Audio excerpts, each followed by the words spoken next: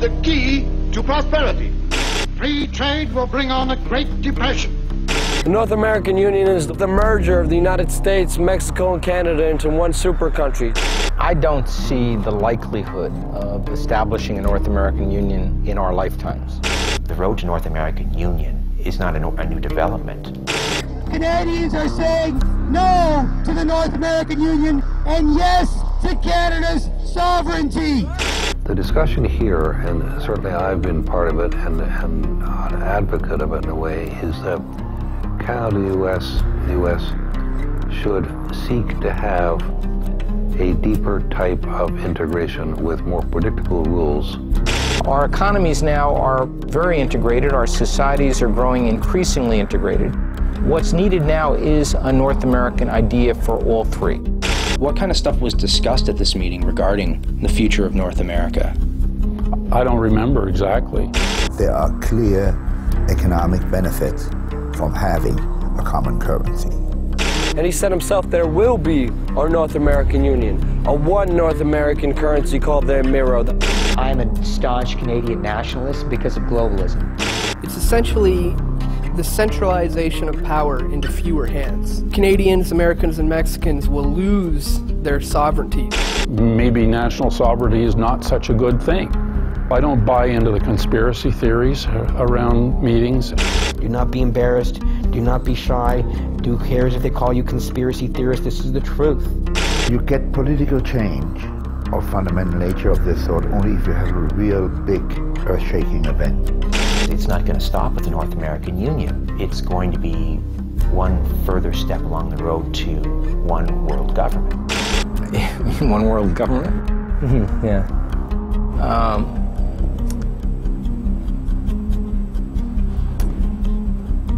I personally think it will come. It will come.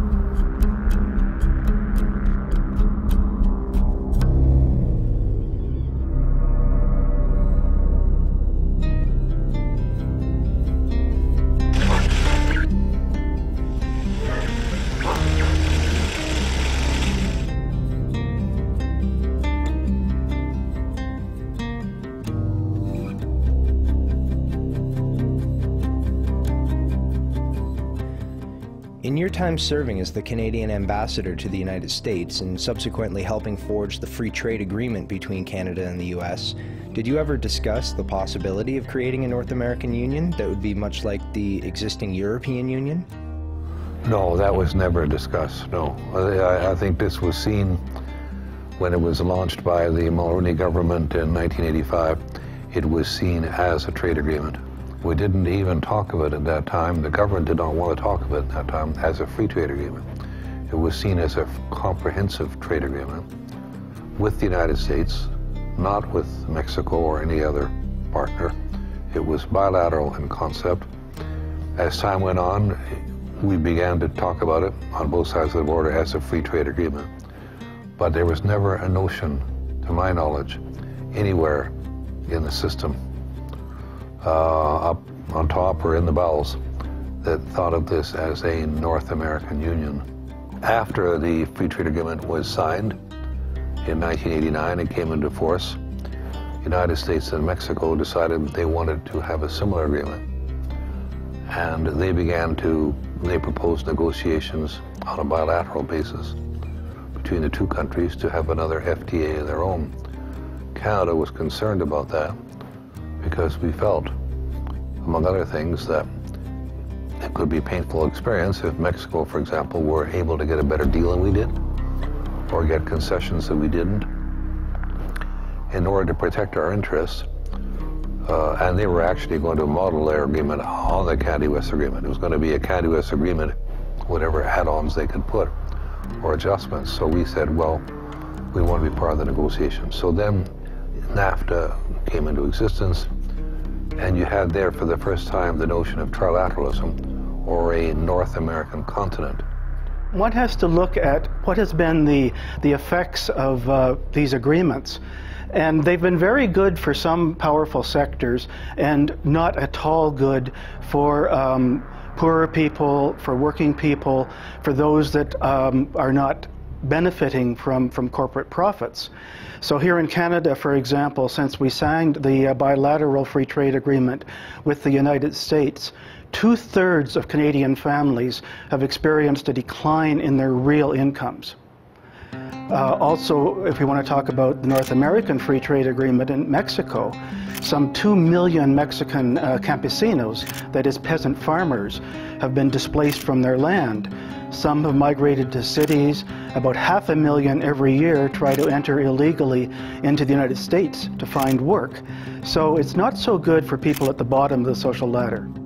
The Zapatistas, who launched their rebellion on January 1st, 1994, accusing the problems of Chiapas on NAFTA, got it backwards. The problem of Chiapas in southern Mexico, and all of southern Mexico, is not NAFTA, it's the absence of NAFTA. I think the beauty of North America is that our three countries are pragmatic and they're problem solvers. They ask themselves, we've got a problem here in our economy, we've got a problem here on our borders, we have a problem in the environment, how are we going to solve it? Is the best way to solve it is if we do it at the local level, at the national level, or would it make more sense if we explored it at the continental level, or the global level? We determined a long time ago that the best way to deal with trade is at the global level. The General Agreements on Tariff and Trade in 1947 decided on a course that would systematically, over time, dismantle trade barriers. And they have. They brought them down very far. Not far enough, but they brought them down very far. That was done at the global level. I'd be in favor of continuing down that path of negotiating between sovereign governments to solve different problems, to create an institution, create a broader sense of identity or of North Americanness as part of an instrument to help us avoid our parochialism and solve shared problems. NAFTA was essentially a business contract aimed at dismantling trade and investment barriers and assuring all three countries that their sovereignty would not be affected by this and that they would remain independent. Now, one of the major concerns that Canada and Mexico had about NAFTA was that it might open their capital to being taken over by U.S. multinational corporations.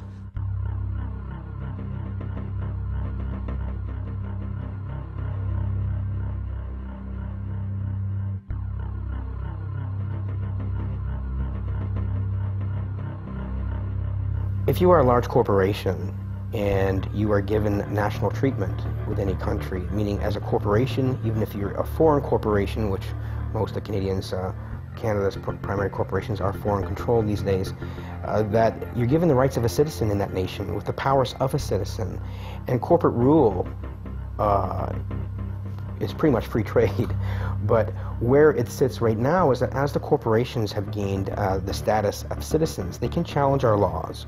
So even if municipalities, federal or provincial bodies establish laws for our country, for the best interest of our country based on our collective will, then the corporations can successfully challenge those laws and sue us for passing laws that infringe upon their investments and their trade.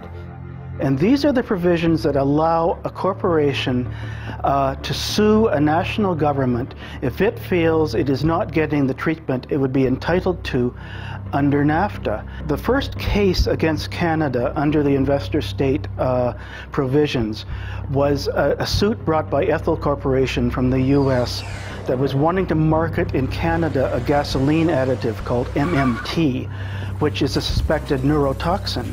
It was stated by our government that we're going to ban additives to fuel that involve methylmanganese because it's harmful to individuals neurologically and otherwise. It's been linked to attention deficit disorder and other problems.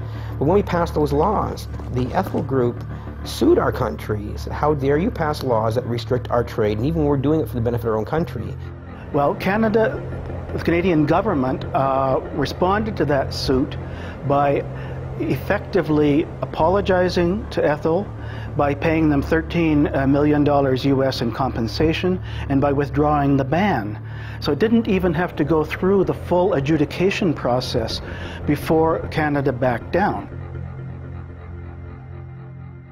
Our country is being defined and shaped by regulatory bodies by corporations who have no accountability whatsoever to the Canadian people.